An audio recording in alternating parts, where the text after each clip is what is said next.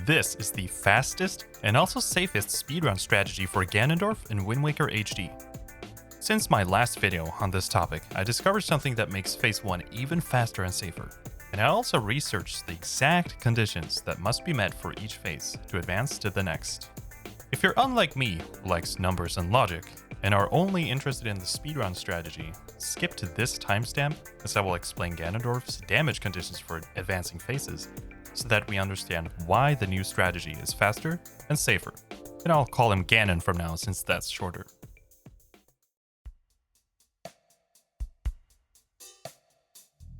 Ganon starts with 75 health points. Unlike Link and enemies, who die at 0 health, Ganon's health is only programmed to keep track of when to advance phases. Let's start with the conditions for advancing from Phase 1 to Phase 2. In my research, I found that the light arrow deals 4 points of damage to Ganon, and the sword cannot damage him below 50 health, but the light arrows can. To advance to Phase 2, Ganon must have 50 health or lower. The game only checks for this as he gets hit by a light arrow.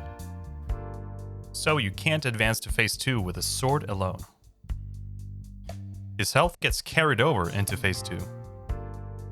The minimum health he can have at this point is 46 because of the 50-point sword threshold minus the damage of a light arrow. The maximum is 50 because that's the Phase 2 threshold. However, in practice, the max value is better represented by 49, because the Master Sword deals damage in multiples of 2.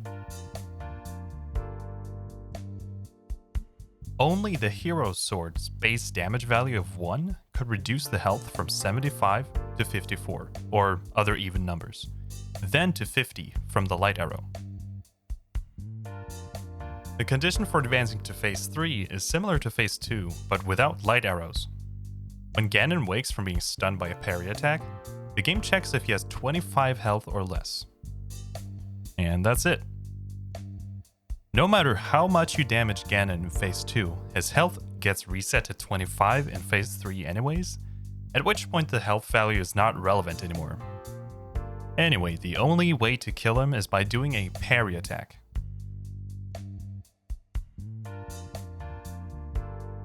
Phase 1 is the most crucial phase to practice, as it's by far the most dangerous phase. Only the strategies for Phase 1 has changed since my last video on the topic, but I will explain Phase 2 and 3 again, with some numbers from the health breakdown from earlier.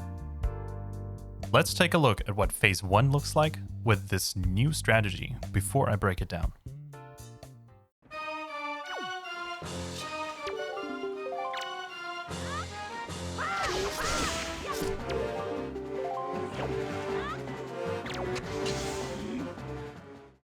We can see that instead of staying in place, we move Link to the left.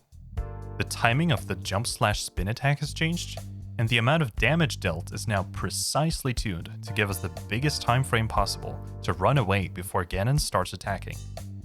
Let's do a breakdown of the strategy. When the game transitions from a new area or from a cutscene to gameplay, there is a time frame of about a second where you can control the camera before you gain control of Link. Let's use this time frame to tap right stick slightly down to enter free camera mode. We want to move left, but start holding the stick before you gain control of Link, and pull out the sword. Keep walking until Zelda automatically starts talking to you. After the text box, stay still and target Ganon. Now comes a jump slash. At some point during Ganon's jump animation, he tilts his swords up. This cue is 100% consistent. So from this point until he lands is when you can start the jump slash. I'll explain the reason for this timing in a moment. The jump slash is a part of the jump slash quick spin technique, or jump spin for short, that we are about to perform. You might be familiar with this technique, but in case you're not, this is how its damage works.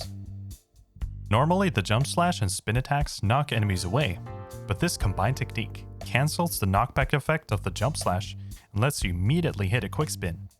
This technique is particularly useful in the HD version because its damage is different from the GameCube version. In that version, the enemy gets knocked back right away by the jump slash, so the quick spin doesn't have time to hit. So that's a total of 4 points of damage. On HD, the damage output of the quick spin gets doubled if performed in this way, so the combined damage is 12 instead of 4. The reason we're positioning Link like this and timing the jump spin so precisely is because we want to take advantage of Ganon's 2 hitboxes. This setup makes the jump slash double its damage because it hits both hitboxes at the same time. This weird yellow effect confirms the double hit.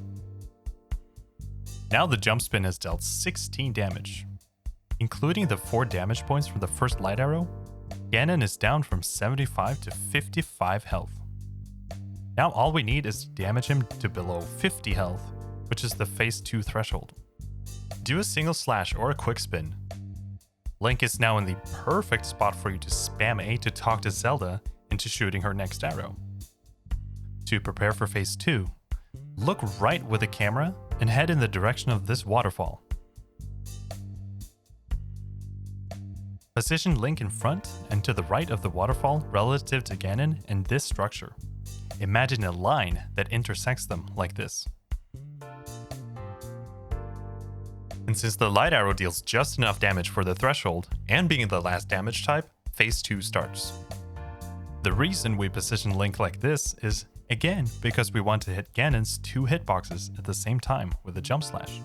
It's important that you don't go past this waterfall after getting out of Ganon's way, or else he will jump at you, which makes this setup not work.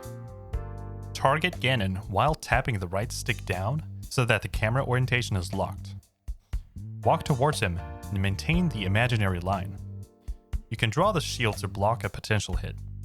When Ganon starts attacking, keep a close but safe distance. To keep it consistent, I like to move backwards only when his swords swing. When he jumps, I walk backwards until he lands. Right after he lands, walk left for a few frames and initiate the parry attack. Keep in mind that the prompt doesn't display if the shield is drawn. Afterwards, immediately do a jump spin. It will damage him the same way as in phase 1, equaling 16 damage. The health threshold for phase 3 is 25. Currently the health is at 29. One more spin attack of 4 damage will satisfy the threshold. The quick spin will allow Link to be rolling after the phase 3 transition starts. This is safe, as Ganon can't attack you during this cutscene. Phase 3 is easy, as there's not much to it. All you need to do is talk to Zelda as fast as possible, and then target Ganon and maintain a triangle formation between him, Link, and Zelda. To skip the little cutscene that shows the light arrow reflecting off of the shield, you can let go of target before Zelda shoots. Just make sure that Ganon is far enough away so that he has time to walk while Zelda is aiming. If you accidentally put the sword and shield away when you talk to Zelda, make sure to draw them again, or else you won't get the prompt for the final parry. And that's it, you have performed the fastest and safest Ganondorf speedrun strategy for Wind Waker HD.